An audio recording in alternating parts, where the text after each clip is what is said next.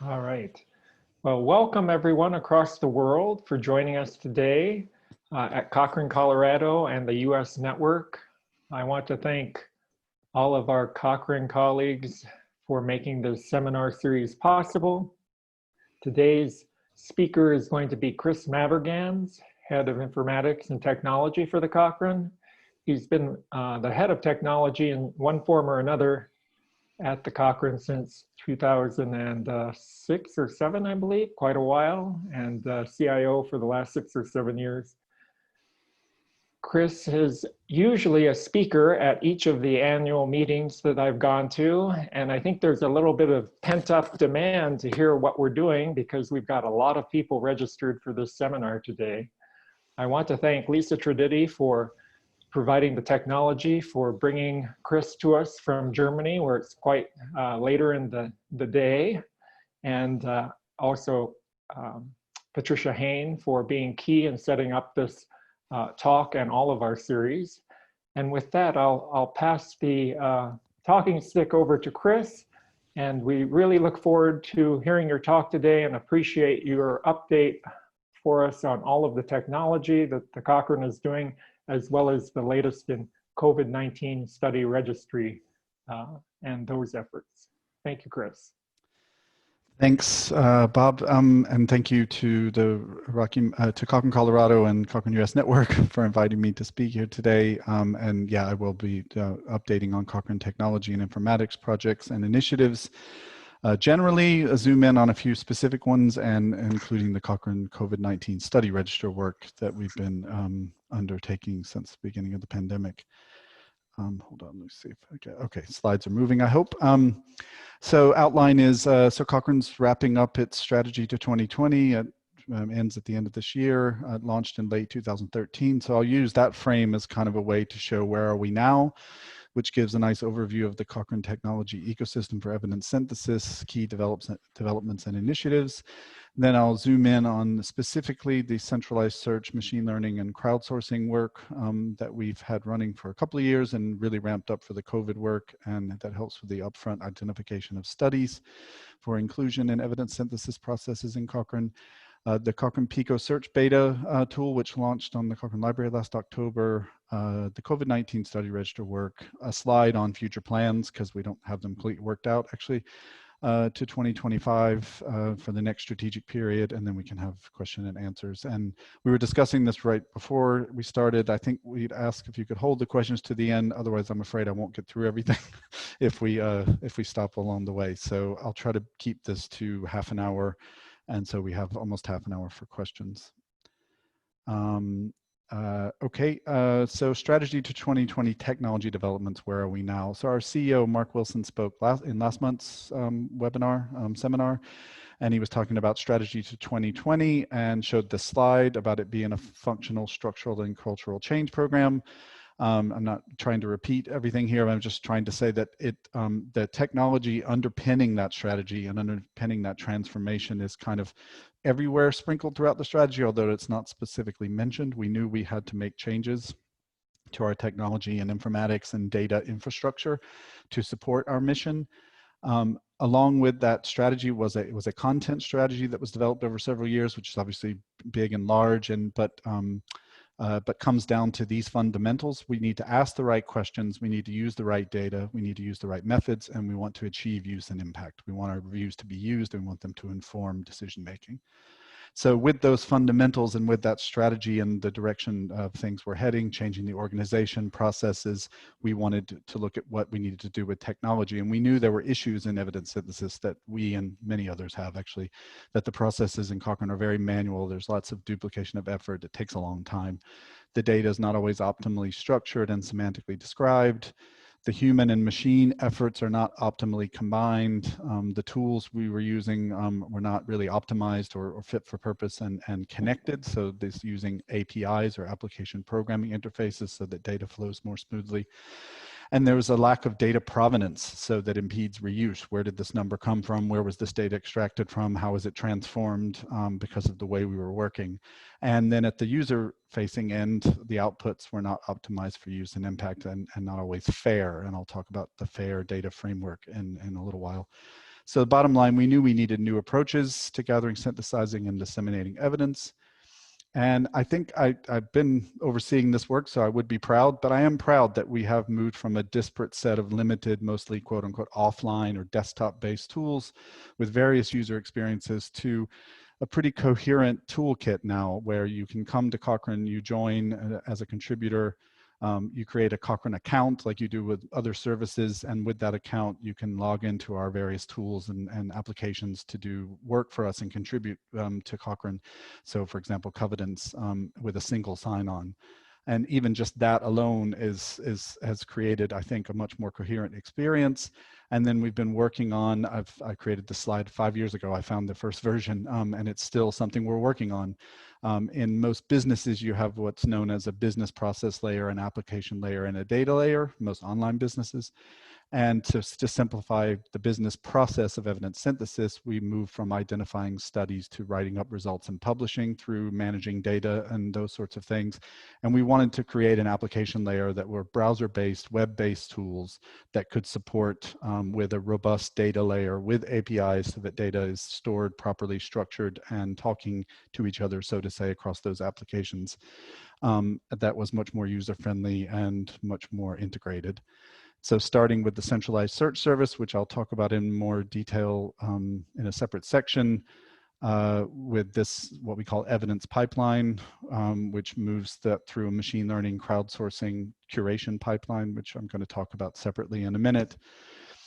Using crowdsourcing, a different model of contribution that we had never used before. We normally have author teams and isolated folks working together on specific reviews. Could we use different models of contribution, including using the crowd, something we launched last year, is a service called Screen for Me, which you could have the crowd screen your results per review. So for your individual review, you have your search results, you can send them to the crowd, using them both generally and at review level. And feeding that data into the new Cochrane Registry of Studies web-based tool for that those study records to be curated, data extracted, metadata added and enriched, into tools for supporting the process of Cochrane systematic review, data extraction, risk of bias assessment, screening. To date, before, most Cochrane groups did it in various ways. There was a lot of Excel, paper, Word, other types of sort of offline, unstructured ways of managing the data and then inputting it into RevMan. And we realized a few years ago we needed to have tools that could support that process more effectively. So we partnered with Covet and EpiReviewer and working to integrate those into our system so that we had tools to support that process. Into the new web-based version of RevMan or RevMan Web, which has been rolling out for the last about 2 years. And we've done it in a very friendly way, we would say, where RevMan 5 desktop is still active and syncs with RevMan Web, so that people could transition slowly over to the web-based version. But we feel like in the last 6 months, it's gotten to a point where the features are there and the integration points with other tools that we're really seeing lots of uptake of RevMan Web this year, and are looking at how we then phase out RevMan 5 and move to a fully RevMan Web over the next period. And then finally, so for summary of findings and grade, working with our longtime partner GradePro, and more recently Magic App for production of summary of findings tables that are included in Cochrane reviews. And then I don't have a screenshot of it, but on the far right there, Archie and the review database. Archie is our backend system for managing people and roles and permissions and documents. Those data are then delivered to our Cochrane library, our front end, and supported by the data layer. And for the tech folks in the back, I forgot this was in here. The data repository for the reviews is a Postgres SQL database, Postgres database that uses JATS format, which is the industry standard XML format for journal articles, and JSON-LD for the Pico as a data format behind those APIs. And then the kind of final piece of the puzzle that we hadn't tackled was editorial management. It's currently in our backend system, Archie. We've had a project running all year to select a new editorial management system that will be an off-the-shelf system. We're in the final stages of selection of that system to replace Archie for the submission, peer review, tracking, copy editing, et cetera, portions of the process.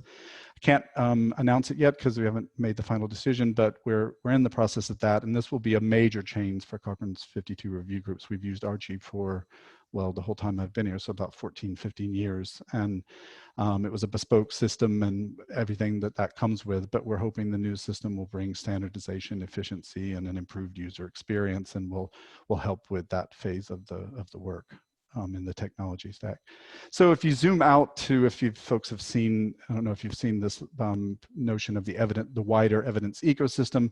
Cochrane, we know that we exist in this synthesized evidence area that if you start with at 9 o'clock with the production of primary research, we're about synthesis. But what I've been working with partners in guideline development and other areas around this, the cogs of the wheel in the middle, we think we have trustworthy evidence and a common understanding of methods, but we really needed to get our tools and platforms and digitally structured data aligned and in a way that would support smooth data flows to people who are using our evidence and also within the synthesis realm, trying to streamline that.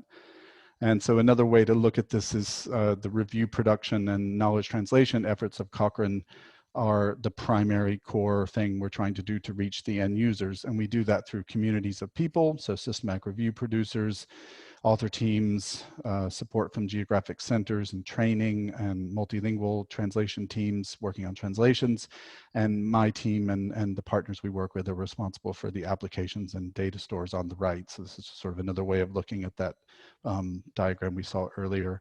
And I think we've made great progress, including on our websites. They've been rebranded and they've been massively expanded.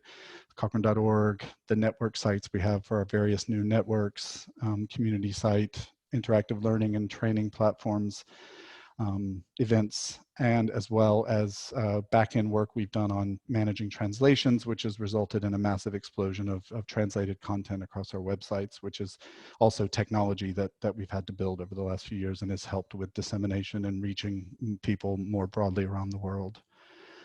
So that's the big picture.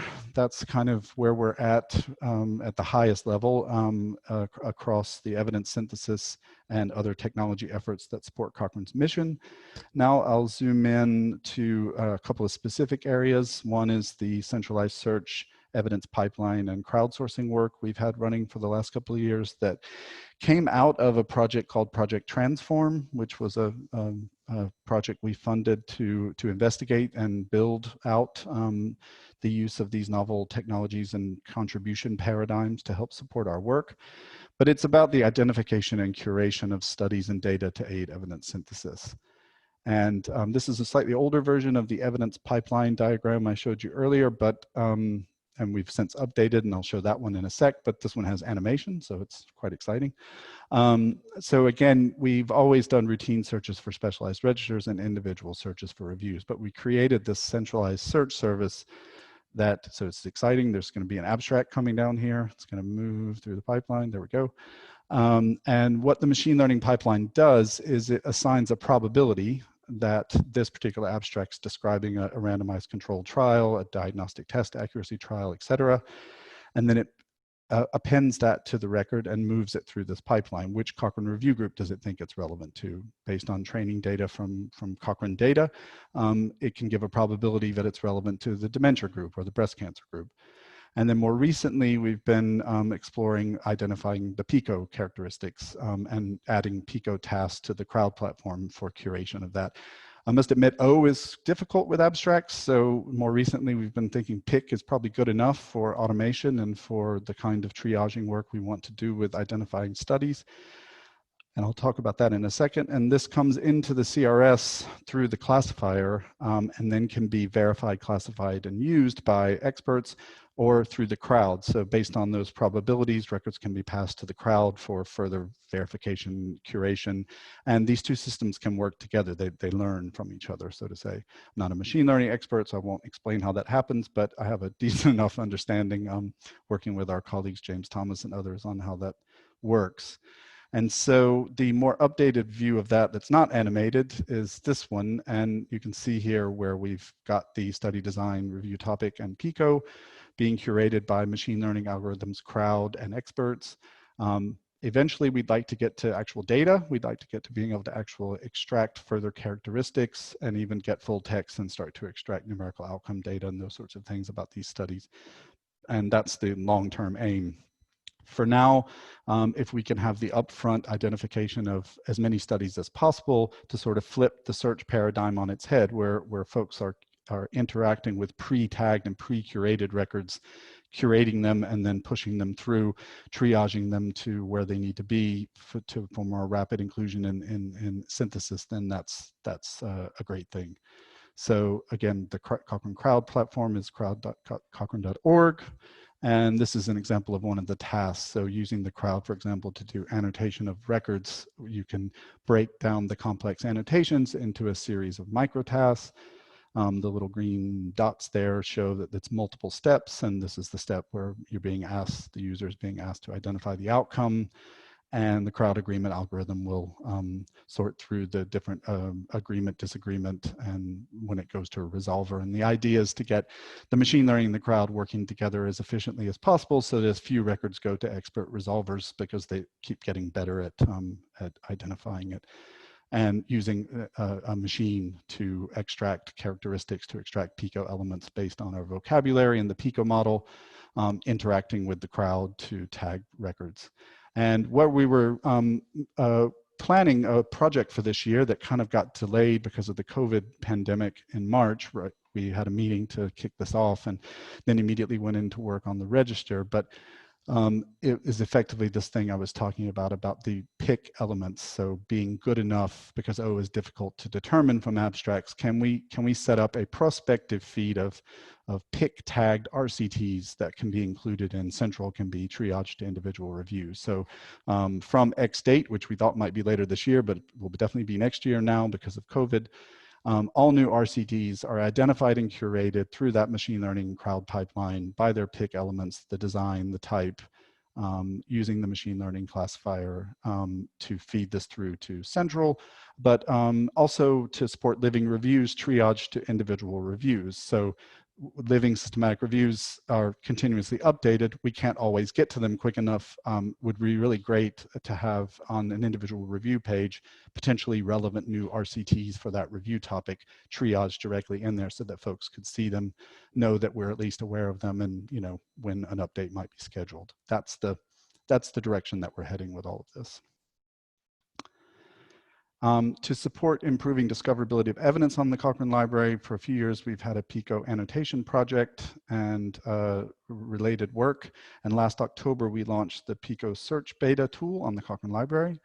And this is where the FAIR data sort of thing comes in here. The FAIR data principles are a set of principles about making data findable, accessible, interoperable, and reusable. One of the ways that we want to do this in Cochrane is through PICO, is through the concept model of population, intervention, comparator, and outcome. I've grayed out accessible here because that can be trickier to deal with and has to deal with access and all those sorts of things, and is a tech thing, but I've mainly focused on the findable, interoperable, and reusable elements here. So from the FAIR data principles, to make things findable, they need to have an identifier, and they need to have metadata associated with those identifiers.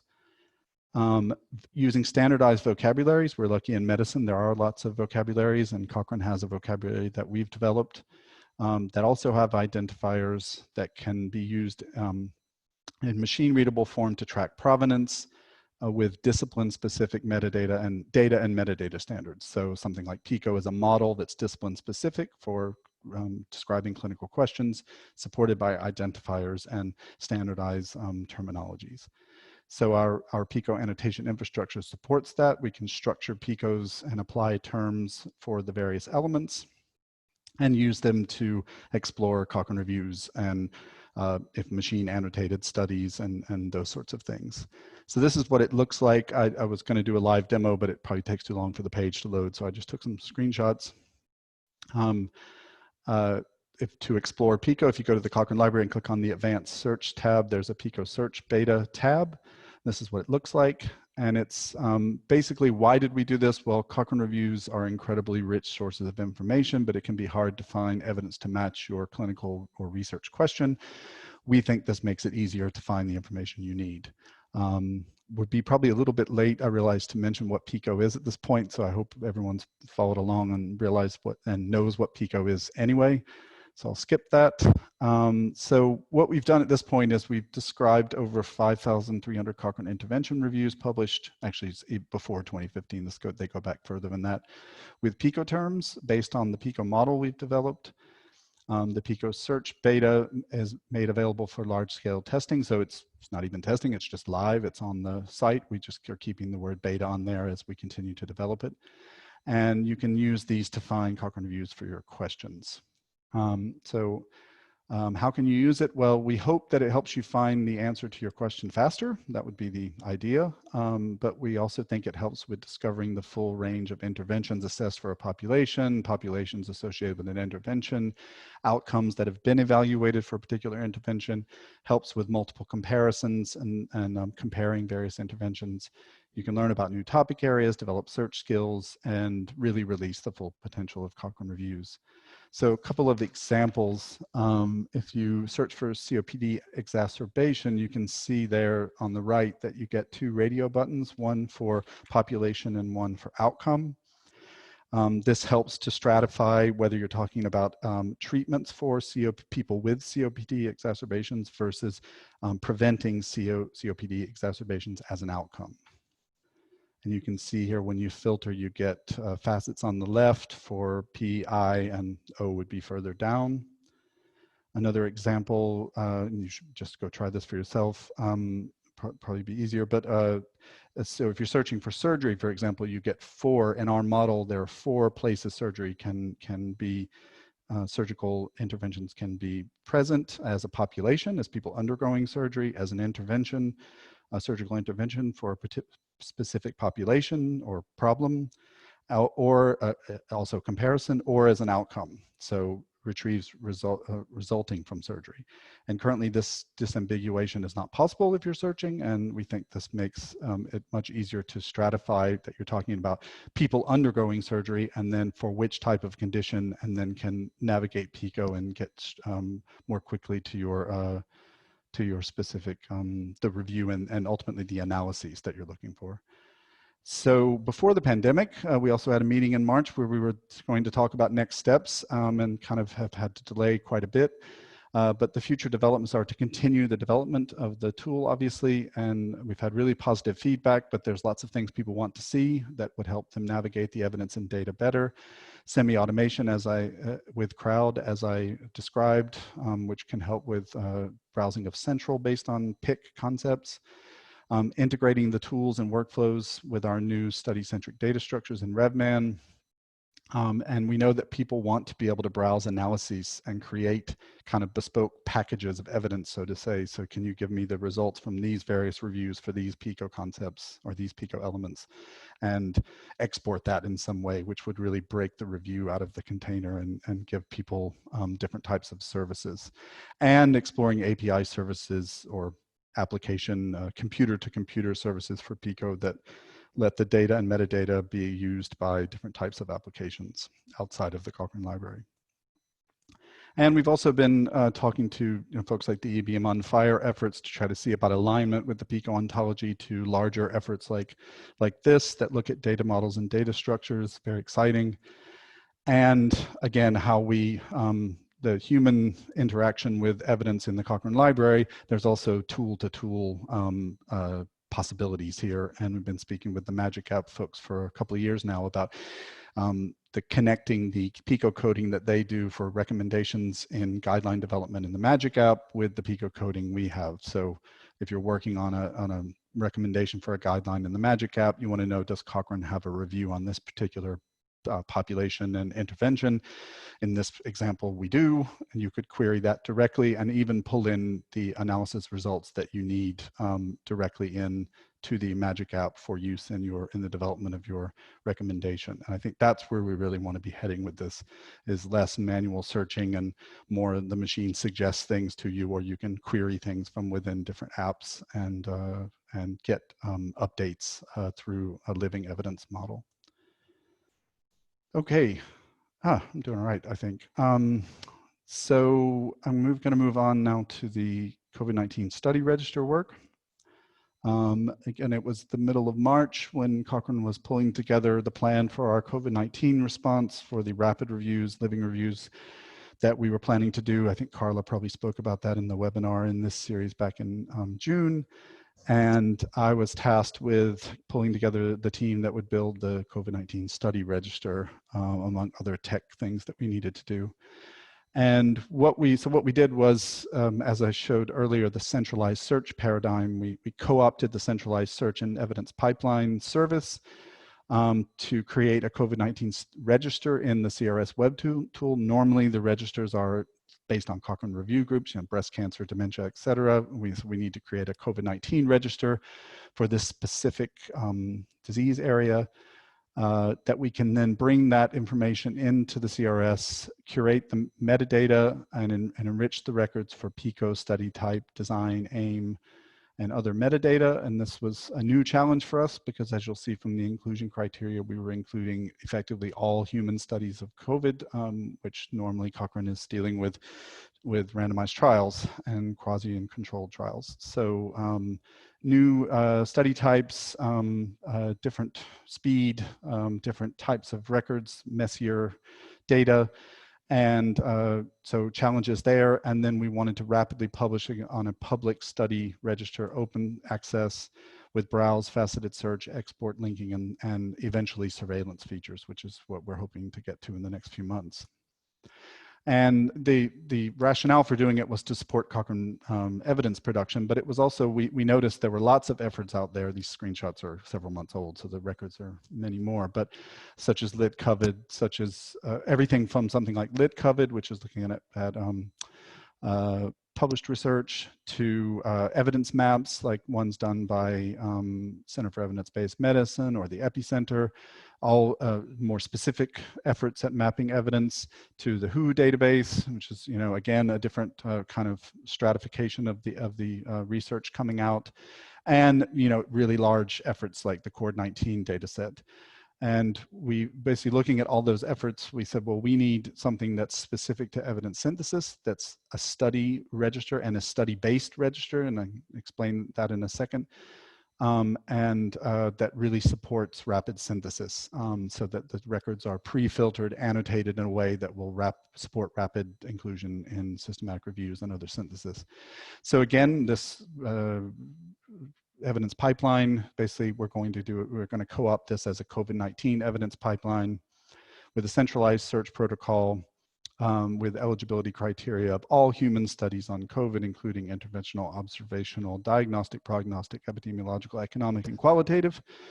And we'll prioritize identification and publication of interventional studies first, but that was back at the beginning. We've now included many, many more study types and record types, including preprints, as you'll see. These records are fed through centralized search, searches of databases, mostly through APIs. So we have a connection to ICTRP, a connection to ct.gov, and we pull the records in. We rapidly integrated the PICO annotator into CRS so that we can tag by PICO and extract characteristics, and then publish them on the public-facing end. And we started on March 16th, and I think we launched it on like April 8th. And I was immensely proud of my team that in about 3 weeks, we went from, we want to do this, how are we going to do it, to 3 weeks later, we launched it. And we've been trying to keep up ever since. It's a massive amount of records coming out. So you can filter by reference type, journal article, registry record, preprint article. You can filter by study characteristics. We developed this stratification of, faceted browse on the left, and PICO. And what we wanted to do was building on the idea of threaded publications. It's been around for a little over 20 years, of a sequence of threaded electronic publications that can be linked together. And then a later paper discussed the idea of identifying and accessing all publications related to a specific clinical trial, to the ultimate goal of having a study-based register. And this is an idea that we've been working toward in Cochrane for a while, and CRS supports that. And we wanted to make sure this register at its core at the beginning was designed to be study-based. So studification is this idea of collecting all the publications that relate to the same study or the same trial, the same physical event that happened. So in the register, you'll notice that the presentation of the results is studified, so that what you're seeing are studies, and then you click to expand and you see the various references related to that. So in this case, a trial registry record and a journal article. With the explosion of preprints, it took us a couple of months to catch up. I think we started including preprints in late May, early June. We knew that they were essential to include. It was just a massive task to get them in there and to keep up with the explosion. But we do have that new publication type active in CRS, and you can filter by preprints on the site. So filter in or out, depending on what you're wanting to do. And in that we added a disclaimer to the preprints in the studified view, so that you can see that there are trial registry records preprints with this little disclaimer here about what preprints are, and to explain that, and then a journal article record, and to start to see this studified view that can be exported and used for synthesis effort. So what we've really set up here, and the implications for the future for us are something we've kind of been planning for all along, but we really have road tested it with the COVID work. That is the idea of a responsive register that in any particular topic can be, this machine learning crowdsourcing curation pipeline can be applied to. So the implications we think at this moment is that you can use this model for publishing study-based registers that are built and curated in the Cochrane Register of Studies tool, linking preprints into Cochrane data systems, which we hadn't done previously, and hopefully responding to future public health emergencies of international concern using this paradigm. So next steps for the register are, we're in the process of adding Embase records right now. We signed an agreement with Embase to include those. It's quite a lot to get through. New features, we have results reporting filter is almost there, I think, should come out in the next few weeks, I hope, that lets you filter by where results are available for the various studies. We have improvements to the export that we want to do. We're adding several new crowd tasks to help.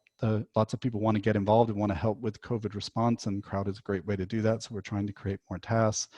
And again, further automation and machine learning to help support this so we can keep up, because it's a deluge of published research. I guess you're all aware of that. So just to point out Crowd, if you haven't joined Crowd or want to join Crowd, we have a Cochrane Crowd COVID Quest module. I'm actually not sure right now if there are any tasks active that aren't complete, because as soon as we put them up, they get completed. To get through the records, but I think an Embase task is going live next week. Or very soon, that could help us process the Embase backlog. And yeah, we welcome anyone to help. It's kind of fun and addictive to do micro tasks on Crowd. My last slide is just looking ahead 5 years. I really didn't want to try to pretend like I've exhaustively figured out everything that's going to happen in the next 5 years. There's a lot of planning work going on right now. We're currently working on plans for our IT systems to 2025, what's left to do, what needs to be done, where are there gaps. I'm working very closely on an informatics and data curation strategy that a lot of it you've seen components of with the centralized search paradigm. We need to complete integration of tools. There are a few gaps. Covenants and Magic App aren't fully integrated. RevMan Web needs to be fully rolled out, and we need to have a timeline to phase out the desktop version. The new editorial management system is going to take a year or two to get in place. And we want to work more closely with our partners. We try not to build everything in-house and work with various partners and other folks to collaboratively work together on things. And it's boring, but there's a lot of maintenance and technical debt to manage across this ecosystem. We've got to keep things up to date and maintained. And I think automation and machine learning, this obviously goes without saying, is going to play a greater role, and we just got to be smart about how we use it. I think that was basically exactly half an hour. Thank you. And I hope you're all still there. Thank you, Chris. That was a great lecture covering so much information for us. If you joined us late, I'm Bob Della Valle, the director of the Cochrane, Colorado affiliate, and you're joining us for this month's seminar with Chris Matarganz, the Chief Information Officer of Cochrane, who we've tried to get out to visit in Colorado for many years, and we're so happy to finally get him virtually. This is a great opportunity for us to ask him questions, which will be in the chat box. And before we start on those questions, Chris, I wanted to just hit on the strategy for the next 5 years for Cochrane, and to step back and think about technology from a larger standpoint. In the US, we often think of the tech giants like Google and Apple and Facebook. And I know Cochrane has collaborative efforts with Wikipedia, which are very fruitful currently. Do you think the strategy for the next 5 years should involve tech giants more? Yeah, good question. I mean, we already do via the work we've done developing that evidence pipeline with James Thomas at UCL, University College London. He does a lot of work with Microsoft, and we have worked, so we have had connections to, bigger players in terms of working on the work he's done with us on machine learning. Yeah, I mean, and then we've had other experiences with IBM Watson, for example, licensing Cochrane data to do something with it, although we had a couple of meetings with them and had to still trying to understand exactly what was happening there. But I think it's a possibility. I feel like we're to some extent, a lot of what I just showed you is it's kind of solving yesterday's problems, like problems we've had for a long time in evidence synthesis and in systematic reviewing. And it doesn't mean we don't need to solve those things, but I feel like once we get that kind of up to speed, there's, it's Sisyphean, I guess, to continue to try to keep up. So I don't know exactly how that might work, but I think with the machine learning automation, becoming more and more prevalent, all the big players have efforts in those areas, I guess, and like machine learning paradigms like BERT, which I think is Google, we've looked at, or James has used. So I think we interact with the bigger players already, I guess, and we'll just have to see how it goes. Great, so let's turn to the questions in our chat box, and I'll go ahead and read the first one I see here from Dean Deya, who asks, what is the incentive for people to participate in crowdsourced screening and tagging, and has the number of volunteers been increasing? It has, tremendously, and it's a really good question. We get that question a lot. And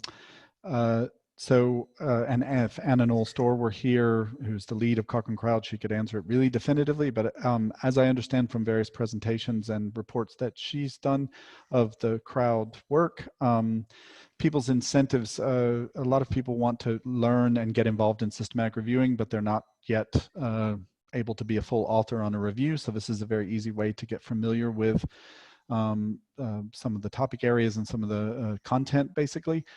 Some folks are interested, and one of the things we have available to filter on some of the tasks on the Cochrane Crowd platform is by topic. So some people are interested because they want to help support our work in a certain disease area, either because I guess that they themselves or someone they know are a family member and they want to contribute, and that's a way that they can contribute. And that's a motivation, I guess, is to help improve evidence synthesis in a certain disease area. Students, we have I forgot what it's called now, a learning module for students that's crowd-based that lets students get involved, and that helps them also learn about PICO and trial design and identification of studies. So I'm probably missing some other incentives, but and then we periodically do challenges where in 24 hours or 48 hours we're trying to identify so many records, and I think probably competitiveness or people wanting to be a part of something and contribute to something meaningful, but also in a way that's exciting, I guess, has also been an incentive, I think. So those are some of the examples, but yeah, indeed, the number of contributors to crowd and across geographic regions. I don't know how many countries it says on the screenshot now, but it's a lot, and it has been increasing, and they're quite motivated. And when you throw something at them, they tend to get through the records quite quickly. We have to keep records flowing through there. Yes, thanks, Chris, for mentioning the Cochrane crowd as a way of involving people right away in Cochrane. I know we get emails with the Cochrane Skin Group of people wanting to do something, and it often takes months to get them integrated into a review, but we can suggest Cochrane crowd right away. We had a couple of questions regarding whether or not your slides would be available and whether this is going to be recorded, and yes, it is. Please check the very first entry in the chat. I'm just going to go through the chat questions chronologically. The next question we have is from Monica.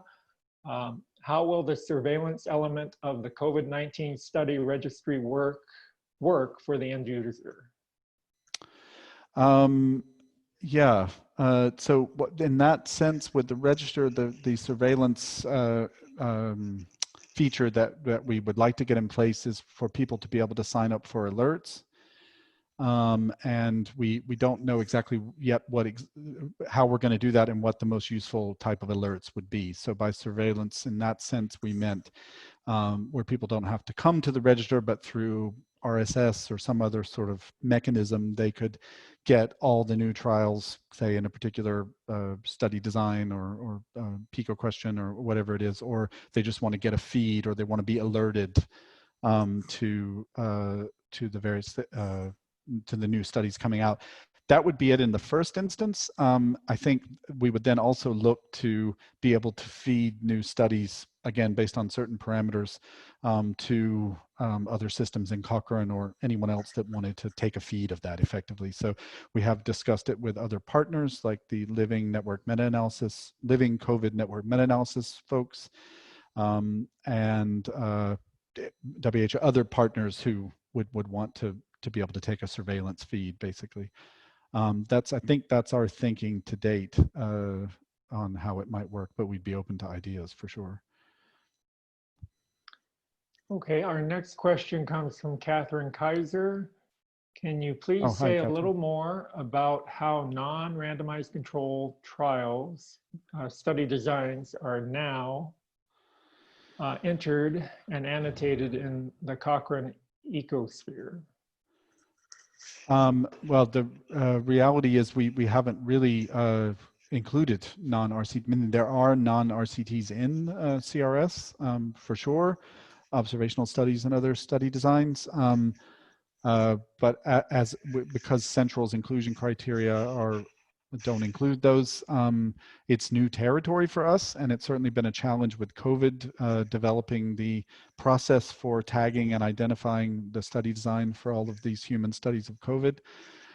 So I think, but as I said before, and has been discussed in Cochrane for a while, and I hope I don't speak out of turn from the editorial side of the house, but the goal is to ask the right questions and use the right data. And if the right data are in non-RCTs, we would very much be looking to use those data. So, having said that, including all non-RCT study designs for all areas of health would be massive. And so where we've started is with the machine learning work is moving into diagnostic test accuracy and other study designs initially. And we would want to continue that, but it is hugely challenging to identify those studies and effectively tag them. And the team we have tagging the records now in the register is it's a lot of work. So I don't know if I'm really answering that question. It's basically new territory for us, and we're working through the implications through this COVID register work. We're waiting for more questions to come in, Chris, but I have another one while we're waiting. I really like the studified aspect of doing reviews to combine all of the registered, like when you register the clinical trial and have all the studies, because sometimes we get duplicate publications that cover different parts of a study, and I see that as getting around that problem. Um, how how do you see this rolling out to all of Cochrane, and when do you think we'll make the studified format for doing a review the standard format for doing all reviews? Yeah, good question. I mean, some groups and some information specialists, as I understand it, are, have managed study-based registers already, and it is something we've encouraged. What would be great would be ways to automate that and use CRS, the studification module in CRS, to improve it so that through different ways we can automate as much of it as we can, or at least assist. Crowd tasks could also help with that. There have been debates. I don't can't really detail all the ins and outs of the various sides of this, of the difference between reference-based registers and study-based registers, and pros and cons that have been discussed for a while. I think with something like the COVID register, you can clearly see the benefit, and I think you could see the benefit with any area, topic area. Because of this explosion in research and wanting to be able to see, to track the trial registry record to the various publications and indeed even preprints that are generated.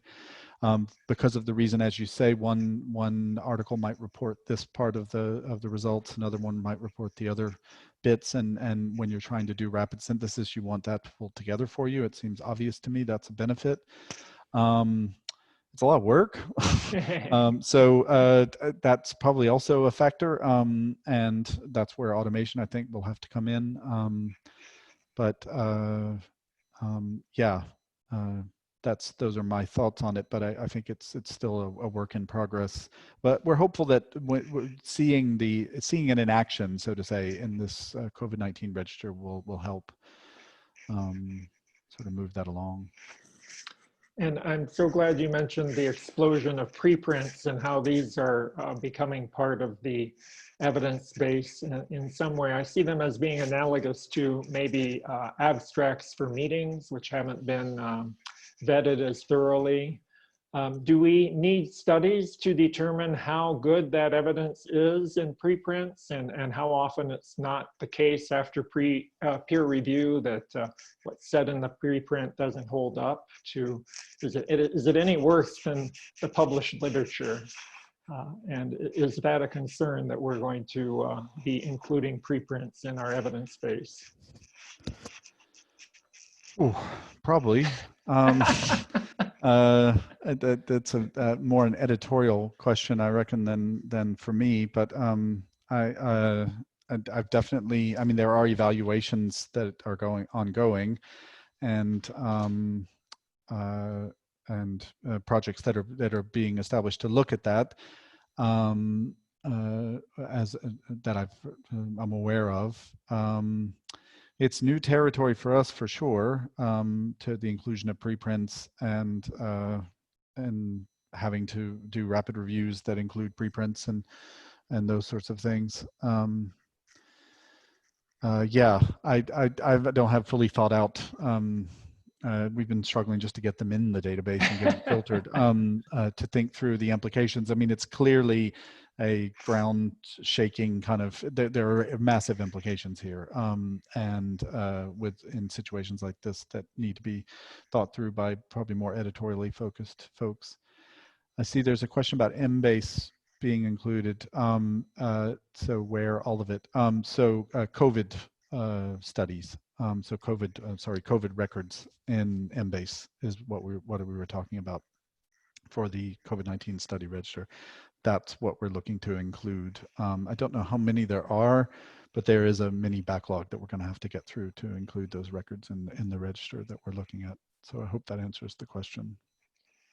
Chris, on a personal level, what's the most exciting thing you're looking forward to working on in the next 5 years as CIO at Cochrane? I mean, definitely the centralized search, crowd, machine curation, annotation work, because I think that's the work that as our editor-in-chief Carla says, there's kind of the first third of the, if you want to break down evidence synthesis into the crudest in 3 parts, if we can get that first third, as she says, rapidly sped up, where screening is effectively a done deal as far as it can be, then I think that really, really helps with everything, and that's the part I think we can contribute to really well. But I would say that it is it takes a lot of effort and a lot of training data, and I think we have a really unique paradigm of using machine learning and automation in combination with crowdsourcing. I'm not really aware of anyone else that's doing both together in the way that we are.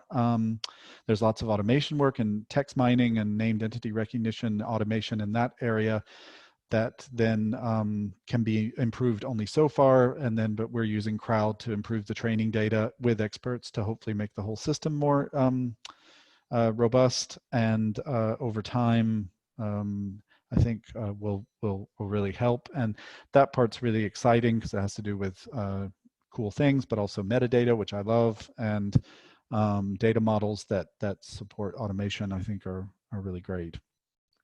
Well, Chris, that brings us to the end of our hour. I want to really thank you a million times for joining us today and providing us with such a fun and informative session. Again, I'm Bob Delavalli, the director of the Cochrane, Colorado affiliate. On behalf of our affiliate and the whole network, I want to thank the more than 70 participants we had today.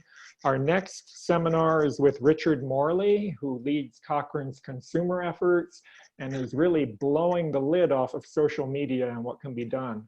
So we look forward to learning so much from Chris Morley about Cochrane's consumer and patient outreach. And again, we thank you, Chris, for joining us today, and wish you all the luck in achieving all these many goals for Cochrane's technology in the next 5 years. Thank you, and thanks to everyone for listening. And if you have any further questions, you can email me or anything like that, and I'm happy to make the slides available.